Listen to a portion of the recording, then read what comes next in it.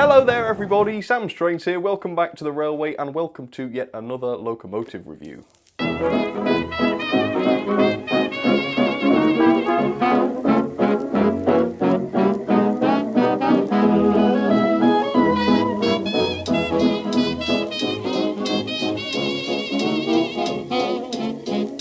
So today I'm going to be looking at a Bachmann locomotive, and it's one that is quite interesting I think. So here it is. This is the Bachmann War Department Austerity 280 locomotive. As you can see, this one is in the LMR Blue, and if you've never heard of the LMR before, I will talk more about that later on. But yeah, this is a loco that has an RRP of £169.90 something, so it's approximately £170.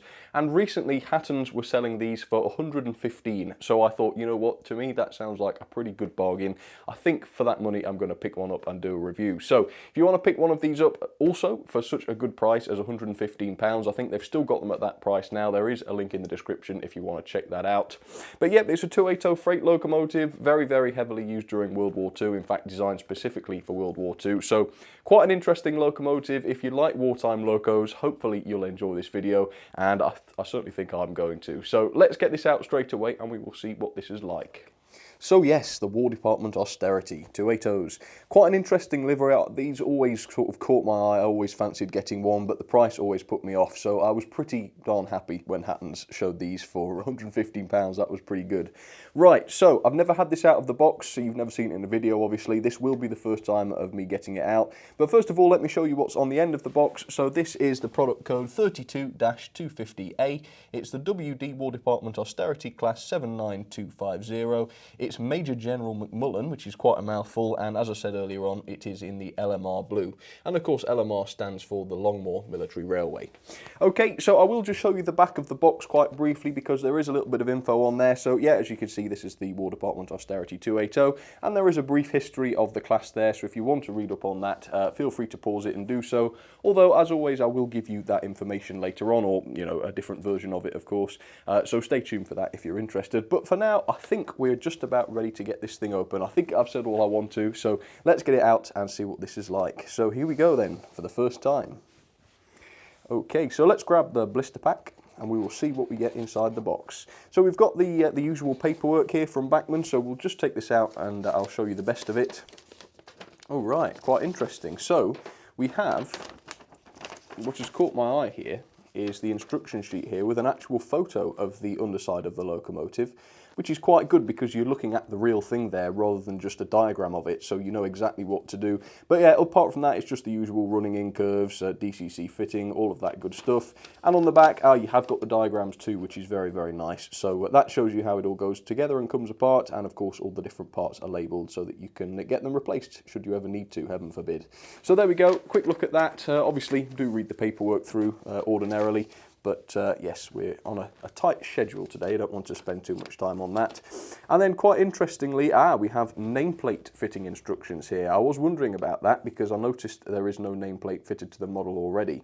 So that shows you exactly where it's supposed to go. It looks like it goes along the running board somewhere between the second and third driven axle, I guess. So yeah, that's quite handy. I might actually fit those today. We'll see how I get on, because that will finish off the locomotive quite nicely. Okay, so with that then, let's take off the cover and see what we get. So I'm expecting the detail pack to involve the etched nameplates of some description. And yes, sure enough, it seems we have got those. I'll need to look closely at exactly what those instructions said, because we've got the McMullen nameplate there, which are etched, which is very, very nice. So I suppose that's one good reason why the RRP would be so high.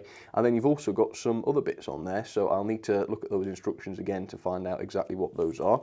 So I'll put those to one side, and then you've got the detail pack in earnest, which isn't stuck down or anything. Yeah, quite a little bit of stuff there to fit on the model if you want to. We've got a housing there for the speaker if you wanted to fit this with sound, and it looks like there's some cylinder drain cocks, some ladders and some vacuum pipes, so pretty standard stuff there. And I will put these back into the packaging for now, just for safekeeping. Okay, right, let's get this out then and let's see what this is like. Okay, right, let's lift this out. Packaging's fallen over. Alright, so quite noticeably the locomotive is pretty heavy.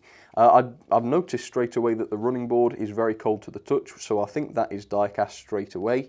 The tender is noticeably quite a bit lighter, but I guess that's fair enough. But apart from that, yeah, it looks like quite an impressive model, doesn't it? It's quite interesting, the livery, of course, especially I love straight away the look of all those connecting rods and the valve gear and such painted into red. That looks really, really interesting. But yeah, it looks great, doesn't it? The wheels are quite unusual looking too, and yeah, the weight seems pretty reasonable actually. So yeah, quite a good first impression. So I'm going to go away and give you a little bit of history on this class, give you a little bit of the background, and when we come back I will show you some of these details up close and I'll tell you some of my thoughts on it. Alright, let's do it. So, the War Department introduced the Austerity 280s in 1943 specifically for war service. Although the design was attributed to Robert Riddles, the class was actually heavily based on the Stanier 8F, which of course was a very well established LMS design from the previous decade. For this version though, Riddles made many alterations to the design in order to make them cheaper and faster to build. Several of those modifications would affect the length of the working lives of the locomotives, which wasn't at the time considered too important since they needed to enter service quickly for the war effort, of course. Now, some of these design changes involved a cheap steel firebox, not copper as was usual, and a much simpler boiler. Now, an astonishing 935 of these heavy 280s were built over a matter of only 2 years, all of which served for the duration of the war, but following the war they became surplus to requirement and they were dispersed in a number of different ways. Some were purchased by the LMR, some were even sent to Hong Kong, and many were sold to the British Transport Commission. This example, of course, Major General McMullen became part of the LMR, which I've already said stands for the Longmoor Military Railway, in 1947, and of course the LMR being a railway designed for training soldiers on railway construction and operation. Now, of so many produced, only one of them remains today. It carries the number 5200 and restoration was completed in 2007. She ran until 2017 when the ticket presumably expired and is now under yet another overhaul. Okay, so there she is then, Major General McMullen up against the white background, and yes, I have taken the trouble to actually fit the nameplates, because frankly I thought the model looked a little bit bare looking without them, and I thought, you know, since they've gone to the trouble of including the etched nameplates for us to fit, I thought I might as well go to the trouble of actually putting them on there. So yeah, I've not done an amazing job with them. It did say to use PVA based glue. The temptation for me was to use super glue, but I've took their advice on that because clearly I don't want super glue marks on the logo. But I have got to be careful with those not to let them come off. But yeah, first of all, the etched nameplates is definitely a nice touch. But beyond that, to be honest with you, and this goes back to last week when I was saying about how the price sets the expectations for a model, this had a very high RRP, 170 odd pounds, and I couldn't help sort of expecting more than what we have here. It's not a bad locomotive by any means, and the LMR Blue is certainly quite interesting, although it really isn't all that complex. If we take a look at the boiler here, you can see that it is an unlined locomotive. There is no lining on the boiler. There is a little bit on the side of the cab, of course, although no numbering of any kind there. In fact, the locomotive, when it first became part of the LMR, wasn't numbered. There wasn't a number on it. I think later on, further down the line, it did receive a number in the end, but obviously this model is based on when it didn't have a number, which is fine. The steam chest also has a small amount of lining on it, which is quite nice to see, and it is done very well, I must admit. But beyond that, it's just the valve gear and the coupling rods that are painted into the red, which is quite a nice feature, but apart from that, you know, there's nothing too complex going on there. And likewise with the separately fitted detail, there is a fair bit going on, but not an awful lot, which just begs the question as to why the RRP was so high. For £115 I think it was okay, but not absolutely astonishing. So as you can see, we do have the separately fitted handrail as you normally would, along with a little pipe underneath there. Further down though, you have got yet another pipe which appears to be just part of the moulding of the boiler. And that's a little bit of a theme with the model in general really. If we look at the smoke box, you can see that the back part of the smoke box star is just a part of the moulding, which is fine, but again, those are features that really should be bringing the price down, which makes the RRP all the more baffling. On top of that, there is only a small amount of die cast going on with this. The bulk of the body is just made of plastic. It really is just the running board that's made of die cast, although that isn't always a given with modern locomotives, so I suppose we ought to be just grateful for that. There are quite a few nice features with this though. There are, for example, quite a lot of metal separately fitted parts, so the whistle here, which is quite an interesting looking piece coming out the front of the cab there, does appear to be made of metal, and it looks a lot better for it, you know, given that it isn't made of plastic. And also a little bit further further down we have the safety valves there, which likewise seem to be made of metal and not plastic, which again makes them look very, very realistic. And also coming out of the front of the cab you have this quite interesting pipe which goes all the way around to the other side to what looks like a Westinghouse pump or something like that, not absolutely sure of what it is. That pipe is separately fitted, but it's also a little bit flimsy. It does flex when you touch it, and I have to admit I've had to repair that since it arrived because it came loose on the top just while I was handling it. So yeah, the build quality seems to be okay. The model is generally quite sturdy, but you have to sort of watch where you put your fingers so as not to disturb any of the details, and that's especially true once you've got the nameplates fitted. Also, something that does look a little bit strange is the massive blank space underneath the boiler. Now, this was a 2-cylinder locomotive, so there isn't a 3rd cylinder between there or something, but again, I'll have to wonder whether in real life there would be that shiny blank surface underneath the boiler there. I'm not an expert, but it just looks a little bit strange on the model, and that's just something worth pointing out, I think. There are a few other nice features though, including sprung buffers. If I show you there, yep, you can see that those are sprung, and of course we have all of the lamp irons which are nicely fitted onto the running board. The cab is relatively simple, as I've already alluded to, although we do have a few glazed windows on the front, as you can see, so again that's quite a nice touch, but the detail inside the cab is definitely not as good as you'd expect it to be from a modern locomotive with quite a high RRP. There is some painted detail inside there, as you can see, but it's certainly not overly impressive, and there certainly isn't any sort of actual detail on the gauges and such. And you can also see that the ceiling and the floor of the cab haven't been painted up either, which isn't really befitting of a locomotive which has an RRP of 170 odd pounds, but I suppose it is a fairly nice touch that there is at least some painted cab detail. And apart from that, there's really not a lot else to say about this model. I will say about the wheels, you can see the wheels, just out of interest really, are quite unusual. They really don't resemble the wheels that most locomotives got. I suppose the closest thing they resemble are the bullied wheels, which were sort of disc shaped and designed to be super lightweight and super easy to manufacture and quite cheap too. I suppose the same thing would have been true with these, given that it was a time of austerity. But yeah, I thought that was worth mentioning, and it's quite interesting to see that.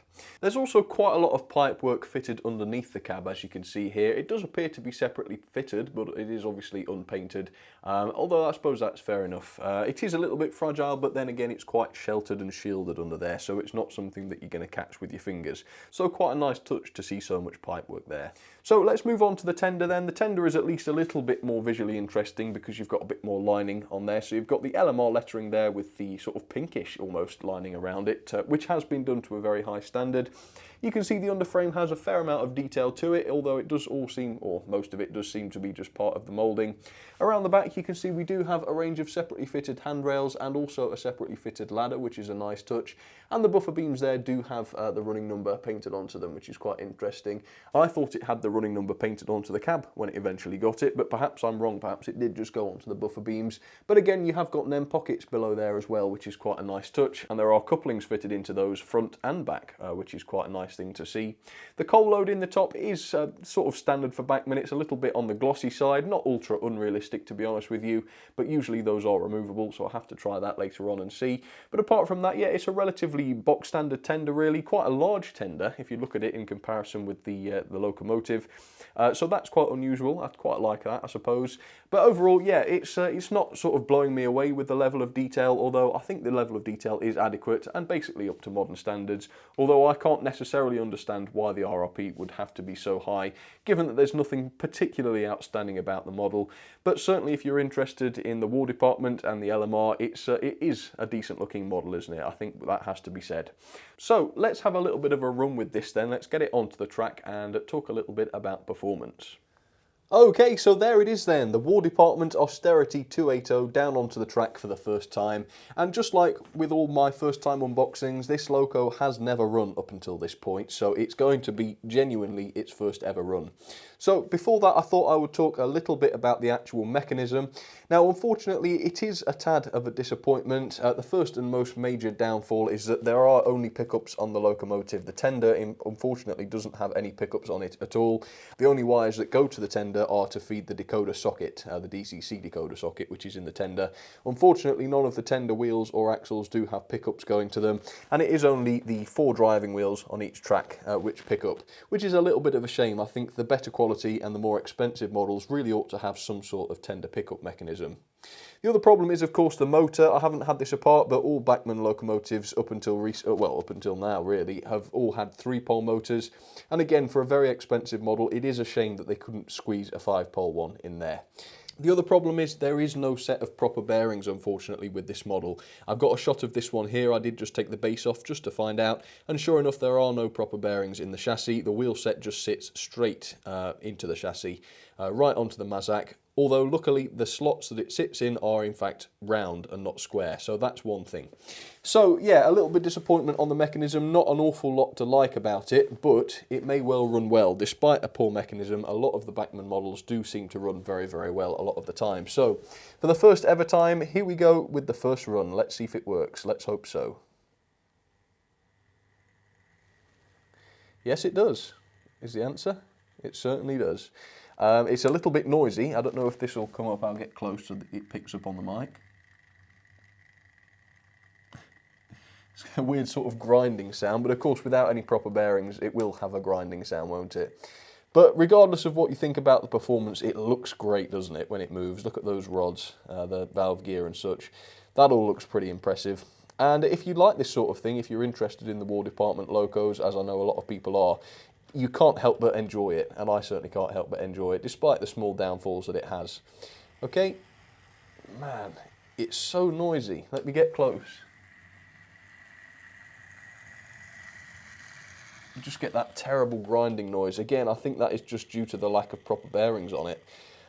So yeah, it's not the greatest performer in the world, but let's see how it actually does at slow speed then. Let me try and get a crawl out of it.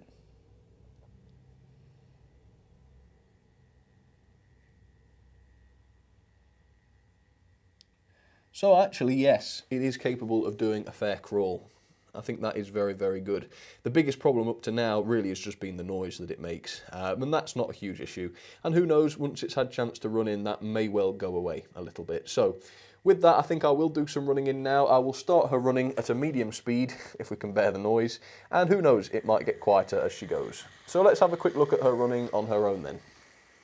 So ultimately, I think it is a little bit of a cheap model sold for a high price, but ultimately also it just looks great when it's running, doesn't it? It really does look the part. So, you know, in terms of character, I can't fault it. I do enjoy looking at this thing run, and certainly once it's had a chance to run in, I'll look forward to seeing it with some rolling stock. That will be nice as well. There we go. I'll be interested to see just how powerful it is as well, because it's not dreadfully heavy, but there is a little bit of die cast on it, so yeah, it's possible that it will be able to pull a fair amount, but only time will tell on that. So regardless of its features, I think ultimately it's an effective model, isn't it? It looks the part, and as far as realism goes, it seems to me as though it's reasonably accurate, as far as I can tell at least by looking at photos. So I will be right back in just a second then, after she's had a couple of, 20 odd minutes going in each direction, and when I come back, we will try her with some rolling stock. Maybe some coaches, maybe a mixed train. We'll have to wait and see. Okay, so there we go. It's been a good long while. She's been going forwards and backwards, both in equal measure, and I'm satisfied that she's now fully run in. Now, I've noticed that the sound hasn't gotten any better. It's still quite a noisy runner, but it's equally smooth as it was before. But just to show you, there we go. Still capable of doing a nice slow crawl. So yeah, performance-wise, it's okay. The actual mechanism is a bit poor, but in practice it does work all right, so I can't really complain too much about that. The noise, again, is really the only complaint that you can have about the way it actually runs. Okay, so I've set up a little bit of a mixed train. I know generally with mixed trains the passenger coaches would come first, but hey, it was wartime, anything happened. So I've got some livestock wagons there, some open wagons behind those, and then at the back there's some passenger coaches, including a restaurant car, which I guess is pushing it a little bit. But hey, soldiers had to eat as well. So let's see if she can pull it. It's a relatively large train. It's not absolutely huge, but for a relatively light locomotive, I suppose it's a bit unfair to call it light, but for a loco that doesn't weigh a ton, I think that ought to be a good test of its strength. Let's try and keep it steady if possible. There we are. Right, so she's coupled and we've seen her push them backwards very slightly, but now let's do the all-important pulling power test and see how she does with this lot up Gordon's Hill. There we are. Well, she's moving it. That's a good sign. So I'll let that go past the camera for you, and while the War Department 280 heads over to Gordon's Hill, I'll show you what else is going to be running alongside her, although I'm pretty sure you got a glance of it a second ago. But here it all is anyway. Okay, so on the middle line I have the locomotive that this War Department loco was based on, and it is of course the Stania 8F. And today she's just pulling some passenger coaches. Obviously they were designed for freight use, but today mine's going to be hauling some coaches, so that's okay. And then on the inside line I've got yet another 280, this is another Bachmann 280. It is the ROD 280, in fact, which originated from the Great Western. So there are lots of other 280s out on the layout today, so see if you can spot which ones they are and comment below which ones you see. There's also an odd one out, so let me know in the comments which one that is as well. Okay, enjoy the running session and let's go to Gordon's Hill and see how this new loco handles all that rolling stock. Well, it looks great with a train, doesn't it? As I say, just purely from a visual point of view, it is a great looking model, especially when you get it down onto the track and it's running. Okay, well let's see how it does with this. So it's a sort of moderately sized train, but it's certainly a good starting point, and she has done that, it seems, without any wheel slip, so that's very good. And yeah, it's quite a nice mixed train. I suppose mixed trains would have happened quite a bit around wartime, so it's quite a fitting idea. But yeah, that is actually quite long. When I got it all out, it didn't look like a lot, but now it's all behind the loco. Yeah, that's quite a sizable train, really.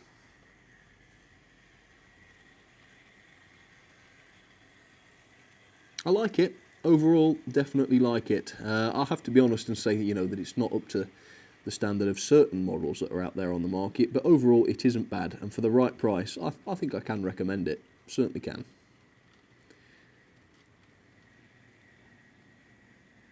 There's my good old Hornby 8F, not had that one going for a little while. But yeah, she's running okay. Nice and slow, that one. Always a good runner. An old Rod here is, again, a very nice engine that I don't think I've reviewed yet. I'll have to check. But as far as I remember, I don't think I've reviewed that one. So, got that one to look forward to. I think this would also be a prime candidate for some DCC sound as well, because it is a good performer, and a little bit of sound might drown out the motor noise. Just a thought, if you're someone who's into that. But yeah, the sound really isn't that bad. I know I'm making a fuss. It's not really that bad, to be honest with you.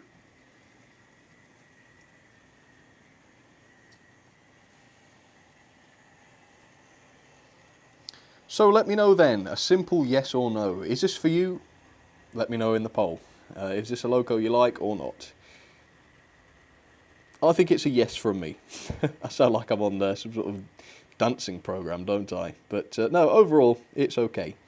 It's not too bad. I'm glad I didn't pay full price for it. I think I'd be feeling a little bit ripped off if I had. But I didn't. So yeah, I'm feeling quite happy about it. It's not a bad purchase at all.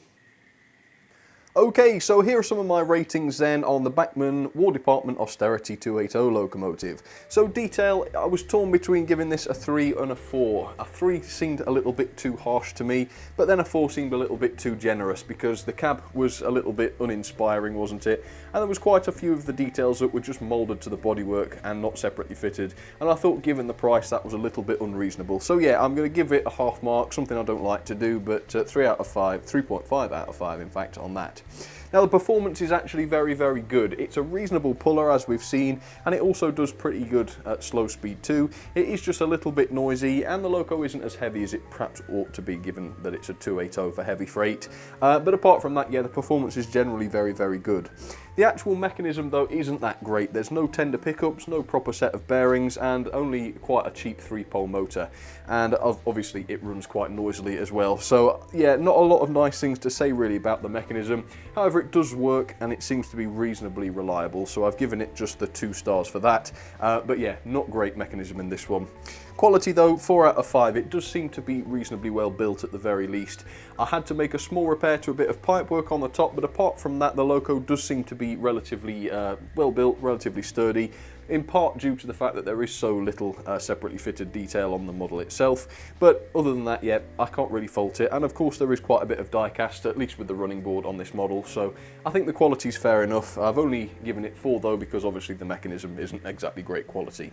Value then, it has an RRP of £169.95, which I think is far too expensive for what is obviously quite an old model that's been around for a long while now. However, the price at Hatton's of £115 is just about reasonable for this, I think. So I've given it a 3 out of 5, middle of the road there, not too bad, not great either. But if you want to pick them up cheap, I think £115 is about the cheapest you're ever going to get these for. So if you want to pick one up, as I say, there is a link in the description.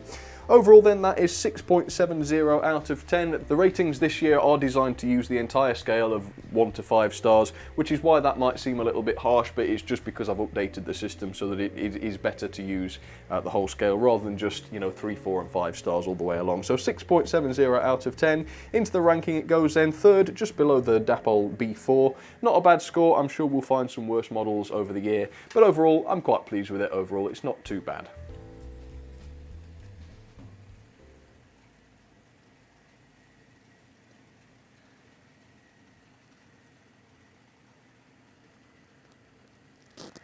So yeah, overall I've quite enjoyed that. The LMR Blue is definitely quite unusual, and as you know I do quite enjoy unusual liveries.